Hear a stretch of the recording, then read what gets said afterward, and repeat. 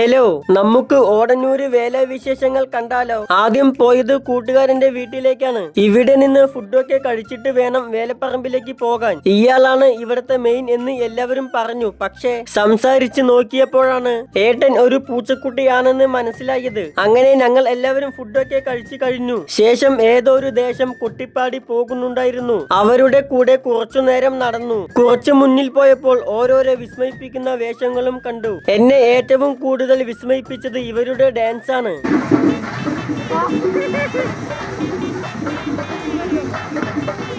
ഞാൻ ആദ്യമായിട്ടാണ് ഓടന്നൂര് വേലയ്ക്ക് പോയത്. എന്റെ ഓടന്നൂര് വേലയ്ക്ക് വരവിൽ ഒരു ഉദ്ദേശം ഉണ്ടായിരുന്നു. അത് ഞാൻ വീഡിയോയുടെ അവസാനം പറയാം. വേറെ ഒരു ഭാഗത്തേക്ക് പോയപ്പോൾ അവിടെ വേറെ ഒരു വേഷം.